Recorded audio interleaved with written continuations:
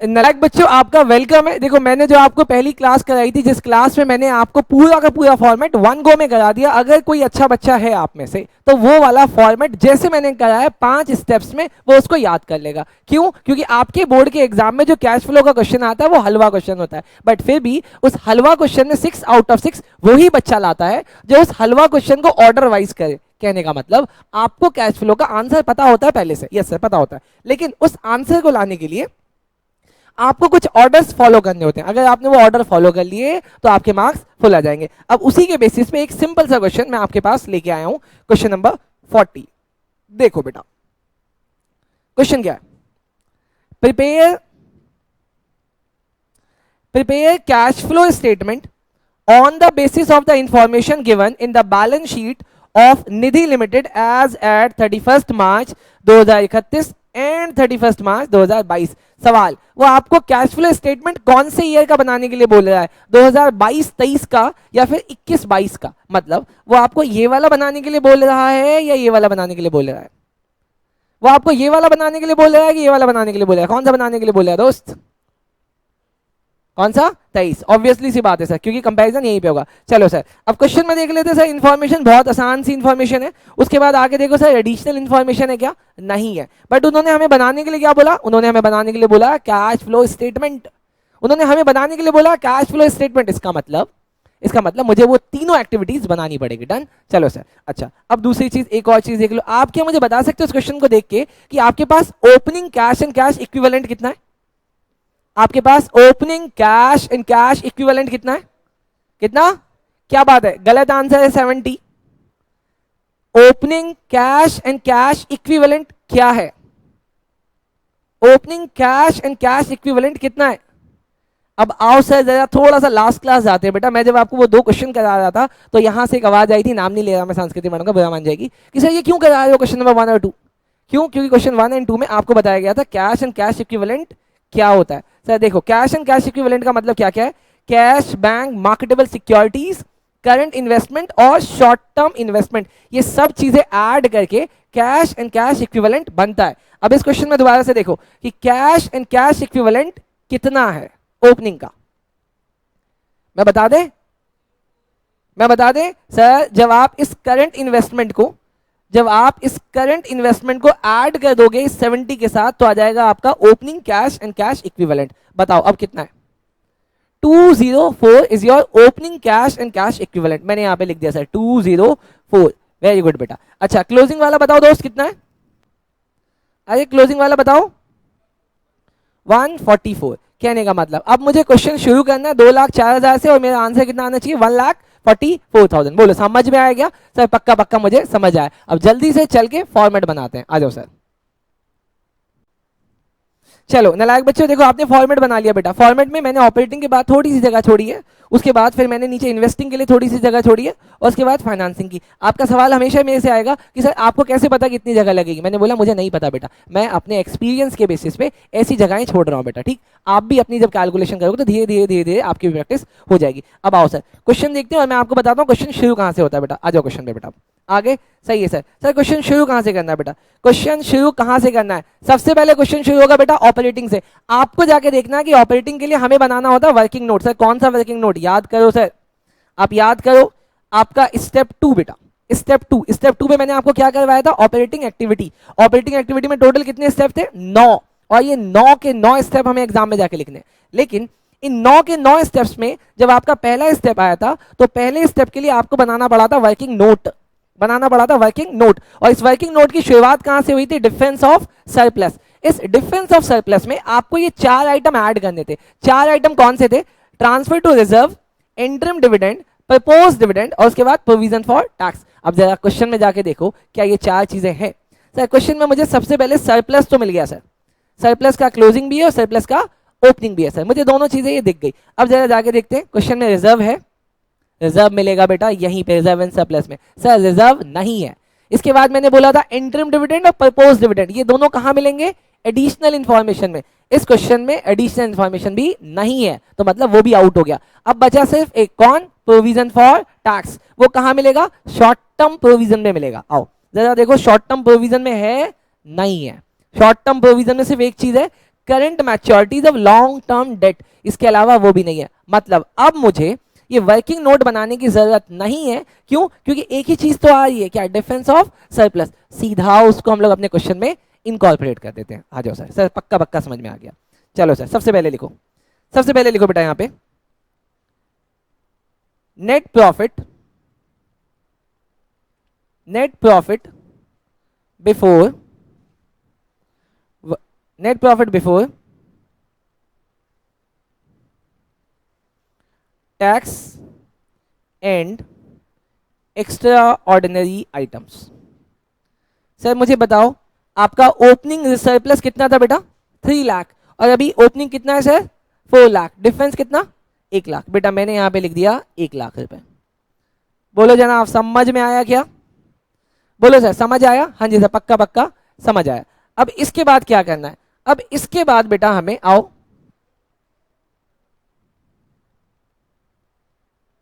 अब इसके बाद आओ सर, इसके बाद सर हमारा पहला स्टेप हो गया। अब मुझे ये दोनों स्टेप्स करने सर, मुझे इसमें ऐड करना है और लेस करना है, मुझे इसमें ऐड करना है लेस करना है। सर ऐड क्या करना है? नॉन ऑपरेटिंग और नॉन कैश एक्सपेंसेस और इनकम को ऐड या लेस करना है। डन। चलो सर, अब क्वेश्चन में जाके देखो मैंने आपको क्या बताया था, इसके लिए हमें क्या याद करना था? दिलीप यू और डॉक्टर DIG। क्वेश्चन में जाके देखो, क्या ये दिलीप यू और डॉक्टर डिग में से कोई आइटम है? वो साफ बिना देखे गया ऐसा नहीं है। अरे पहले देख तो ले दोस्त, देख तो ले। सर देखते हैं sir, Dilip you, Dilip you का मतलब डेप्रीसिएशन वगैरह ऐसा कोई चीज है क्या दोस्त? क्या नहीं है सर? आपको दिख रहा है क्या डेप्रीसिएशन? कहीं पे कोई इंटरेस्ट?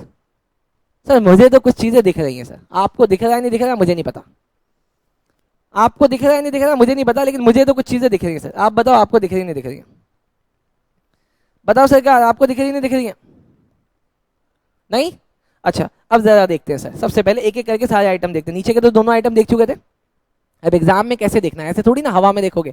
सर हम ना ये वाला पॉइंट कर चुके, हम ये वाला पॉइंट कर चुके, सरप्लस का मैंने इसमें टिक लगा दिया। डन। अब ऊपर से देख के आते सर, ये वाला ऑपरेटिंग का पार्ट नहीं है तो ऊपर से देख के आते सर। सर शेयर कैपिटल नहीं है पार्ट, बट शेयर कैपिटल पहले कितना था, अभी कितना हो गया, तो इसका मतलब शेयर कैपिटल बढ़ा है, शेयर कैपिटल बढ़ा है। कौन सी एक्टिविटी? Financing activity. पैसा आया या गया? आया। पहले 6 लाख था, अब 8 लाख हो गया, 2 लाख आए हैं। किससे? शेयर कैपिटल से। तो हम इसको कहां पे लिखेंगे बेटा? हम इसको लिखेंगे फाइनेंसिंग एक्टिविटी में। लिखो proceeds from issue of share capital. कितना? 2 लाख। सही है सर, ऐसे कराओगे तो समझ में आएगा। अरे मैं वैसे ही कराता हूं जैसे समझ में आता है। पहली चीज समझ में आ गई। डन। अब दूसरी चीज देखते हैं sir. Sir reserve and surplus number 2 लगा हुआ है, इस पे टिक लगा देते हैं, शेयर कैपिटल हो गया। Sir reserve and surplus 1 number, हम 1 नंबर करके आ गए, आए नहीं अभी? देखो ना सर, यहाँ करके आए 1 नंबर सरप्लस का। हाँ जी सर, तो सर आप इस पे भी टिक लगा दो, लगा दिया मैंने, इस पे भी टिक लगा दिया। अब आते हैं सर लॉन्ग टर्म बोरोइंग्स पे। लॉन्ग टर्म बोरोइंग से पहले कितना था? 1 लाख। अभी भी कितना है? 1 लाख। क्या कोई चेंज है? ना तो पैसा आया ना ही पैसा गया, ना ही इसके ऊपर कोई इंटरेस्ट की बात की है उन्होंने, नहीं की है, नहीं पे करेंगे सर। उसके बाद आता है current liability. Short term borrowings में पहले 50 सर करंट लायबिलिटी आपने बोला था वर्किंग कैपिटल होता है, हाँ वर्किंग कैपिटल होता है, उसमें कोई शक नहीं है, कोई शक नहीं है। बट जब मैंने आपको ये फॉर्मेट करवाया था तो मैंने फॉर्मेट में यहां देखो फाइनेंसिंग में क्या लिखा था, फाइनेंसिंग में लिखा था redemption of preference shares, debenture, repayment of bank loan वगैरह, ये सारी चीजें भी थी लॉन्ग टर्म बोरिंग्स में। लेकिन सर ये लॉन्ग टर्म था, यहां पे कोई तो शॉर्ट टर्म है। देखें सर यहां पे ना पहले 50,000 रुपए थे आपके बोरोइंग्स में, अभी कितना है? 0। क्यों 0 क्यों है? क्योंकि इसकी पेमेंट हुई है सर। ये बात यहां पे इन्होंने लिखा नंबर 2। आओ सर नंबर 2 पे आओ, नंबर 2 पे आ गए सर। पहले कितना था? 50,000, अभी कितना हो गया? 0। मतलब मैंने 50,000 रुपए पे कर दिए। किसको? जिससे उधार लिया था, जिससे उधार लिया था उसको मैंने पैसे पे कर दिए। कौन सी एक्टिविटी?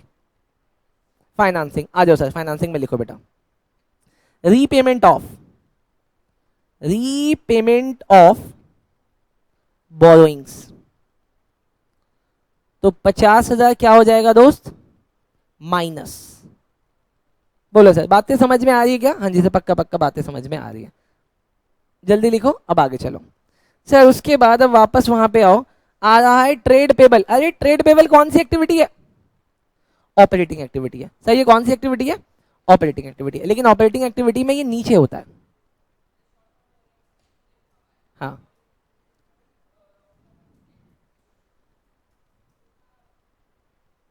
उसके लिए चैप्टर 1 और 2 से बहुत ध्यान से पढ़ना चाहिए था। जब मैं पढ़ा रहा था वहां पे, मैं बता देता हूँ, मैंने किसी से बैंक से लोन लिया 10 लाख, वो 10 साल के लिए, लेकिन अभी नवा साल चल रहा है, उसको हमें अगले 6 महीने में पे करना होता है। कोई भी चीज लॉन्ग टर्म और शॉर्ट टर्म तब होती है जब उसका ड्यूरेशन देखते हैं, वो कितने साल बाद पे हो रही है। अगर वो 6 महीने बाद पे हो रही है तो वो लॉन्ग से शॉर्ट बन गया। डन। चलो सर, ये ऑपरेटिंग है। ऑपरेटिंग में कभी भी करंट एसेट और करंट लायबिलिटी को सबसे लास्ट में ट्रीट करना होता है, इसीलिए मैंने यहाँ पे ऑपरेटिंग लिख के छोड़ दिया। अब आ जाते हैं सर आगे प्रॉपर्टीज में। प्रॉपर्टी पहले कितने की थी? 5,60,000 की। अभी कितनी हो गई? 850 की। प्रॉपर्टी बढ़ी है कि घटी है? बढ़ गई है, मतलब हमने परचेज किया होगा तो पैसा आया कि गया? पैसा गया। कौन सी एक्टिविटी है? इन्वेस्टिंग। तो सर 850 से 560 कितना होता है, जल्दी बताओ? 290। अब यहां पे लिखो सर, इन्वेस्टिंग एक्टिविटी में purchases of property plant and equipment कितना आया था मैडम? 290 बेटा आ गया नेगेटिव में, क्योंकि हमने परचेज किया, पैसा आउट हुआ है। पैसा आउट हुआ है बेटा। जल्दी जल्दी जल्दी जल्दी जल्दी आओ, अगला देखो सर। उसके बाद नॉन करंट इन्वेस्टमेंट पहले कितने का था? 160। अभी कितने का है? 232। सर इसका मतलब ये भी क्या है? बढ़ा है। ये भी बढ़ा है। हमने परचेज किया होगा तो परचेज में पैसा आया कि गया? मैडम समझो, देखो समझोगे नहीं तो फिर उड़ जाएगी चीजें। पहले 160 था, अभी 232 हुआ। क्यों बढ़ गया? सर अगर आपका एसेट बढ़ रहा है मतलब आपका पैसा जा रहा है, अपने को सिर्फ कैश पे फोकस करना है। चलो सर, कितना पैसा चला गया? 72। यहां पे लिखो sir, purchases of non current investment कितना मैडम? कितना बोला? 72,000 चला गया दोस्त। हाँ, अरे सर ऐसे कैसे पता चलेगा फिर कि परचेज है कि सेल है? चलो सर उसके नीचे आ जाते हैं सर। सर उसके बाद आ गया करंट इन्वेस्टमेंट। आपने बोला है current investment cash and cash equivalent का पार्ट है, ठीक है सर, ये दोनों छोड़ देते हैं सर। कौन कौन सा? करंट इन्वेस्टमेंट और कैश एंड कैश इक्विवेलेंट छोड़ देते हैं। अब sir inventory opening activity, operating activity, और ट्रेड रिसीवेबल भी ऑपरेटिंग एक्टिविटी। बाकी क्वेश्चन खत्म हो गया। डन। आओ सर, इसका मतलब सर जब मैं ऑपरेटिंग बना रहा हूं, ऑपरेटिंग में ये जो मेरा net profit before tax and extra ordinary item आया, इसमें तो कुछ ऐड और लेस हुआ नहीं, तो यही क्या बन जाएगा? यही क्या बन जाएगा? लिखो sir, operating profit before working capital change. नहीं समझ में आया मैडम? याद करो ना। ये देखो, जब मैंने आपको ये करवाया था तो मैंने आपको क्या बोला था? नेट प्रॉफिट बिफोर टैक्स में दो चीजें ऐड और लेस करनी थी, लेकिन इसके अंदर दिलीप यू और डॉक्टर डिग का कोई आइटम आया ही नहीं है। तो जब कोई आइटम आया ही नहीं, अननेसेसरी का मैं क्या ऐड और लेस करूं? सही है सर, तो सीधा हम आ जाएंगे operating profit before working capital change में सर। तो वो भी कितना आ जाएगा सर? वो आ गया 1,00,000।